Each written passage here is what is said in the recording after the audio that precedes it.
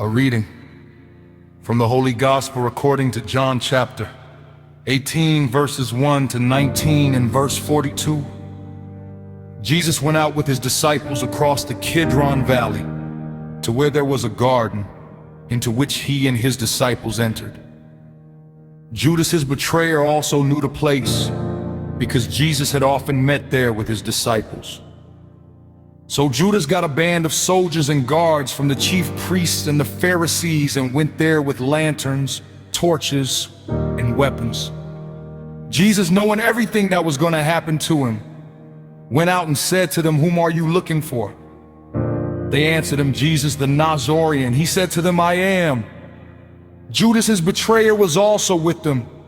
When he said to them, "I am," they turned away and fell to the ground. So he again asked them, "Whom are you looking for?" They said, "Jesus the Nazarene."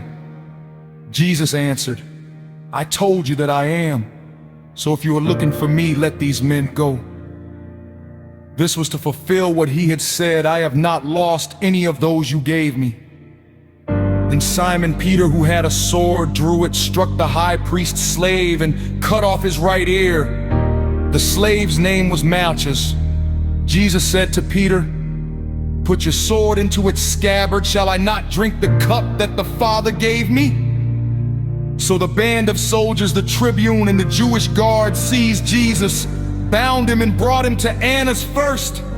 He was the father-in-law of Caiaphas, who was high priest that year.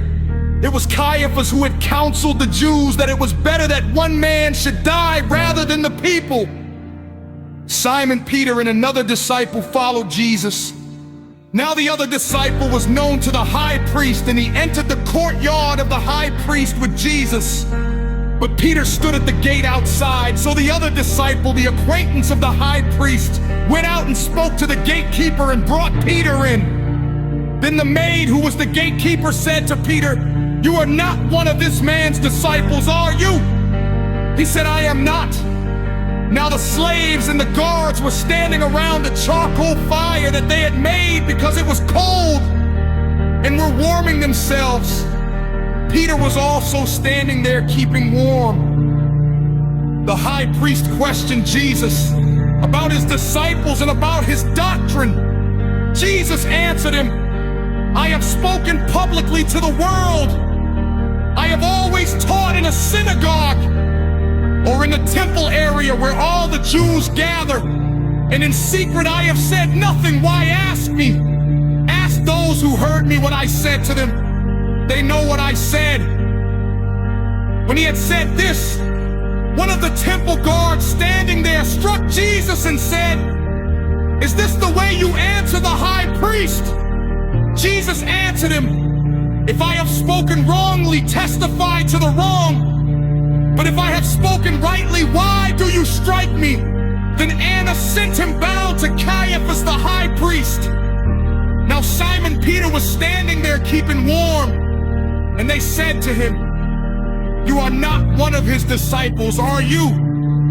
He denied it and said, "I am not." One of the slaves of the high priest, a relative of the one whose ear Peter had cut off, said, "Didn't I see you in the garden with him?" Again Peter denied it, and immediately the cock crowed. Then they brought Jesus from Caiaphas to the praetorium. It was morning, and they themselves did not enter the praetorium in order not to be defiled, so that they could eat the Passover.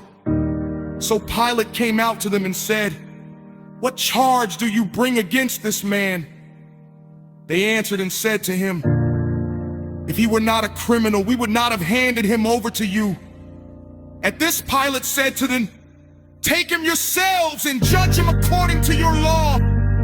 The Jews answered him, "We do not have the right to execute anyone," in order that the word of Jesus might be fulfilled that he said, indicating the kind of death he would die. So Pilate went back into the praetorium and summoned Jesus and said to him, "Are you the king of the Jews?" Jesus answered, "Do you say this on your own, or have others told you about me?" Pilate answered, "I am not a chief priest handed you over to me. What have you done?" Jesus answered, "My kingdom does not belong to this world. If my kingdom did belong to this world, my attendants would be fighting to keep me from being handed over to the Jews. But as it is, my kingdom is not here." So Pilate said to him, "Then you are a king." Jesus answered, "You say I am a king. For this I was born, and for this I came into the world, to testify to the truth. Everyone who belongs to the truth listens to my voice." Pilate said to him, "What is truth?"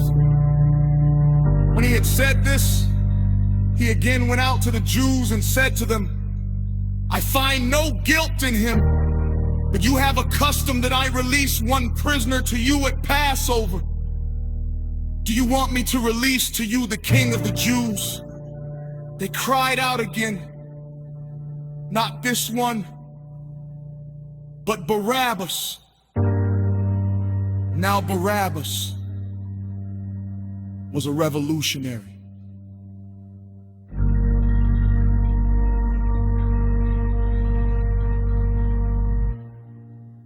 Then Pilate took Jesus and had him scourged.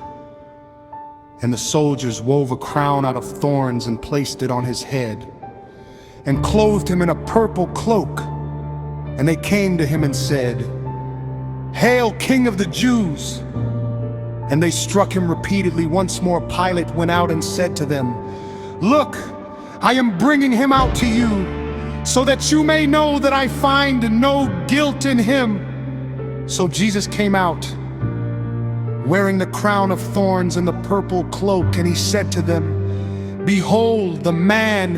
When the chief priests and the guards saw him, they cried out, "Crucify him! Crucify him!" Pilate said to them, "Take him yourselves and crucify him. I find no guilt in him." The Jews answered, "We have a law, and according to that law he ought to die, because he made himself the Son of God." Now when Pilate heard the statement, he became even more afraid, and went back into the praetorium and said to Jesus, "Where are you from?" Jesus did not answer him. So Pilate said to him, "Do you not speak to me? Do you not know that I have power to release you, and I have power to crucify you?" Jesus answered him, "You would have no power over me if it had not been given to you from above. For this reason, the one who handed me over to you has the greater sin." Consequently, Pilate tried to release him, but the Jews cried out, "If you release him, you are not a friend of Caesar. Everyone who makes himself a king opposes Caesar." When Pilate heard these words, he brought Jesus out and seated him on the judge's bench in the place called Stone Pavement, in Hebrew Gabbatha. It was preparation day for Passover, and it was about noon. And he said to the Jews, "Behold, your king!"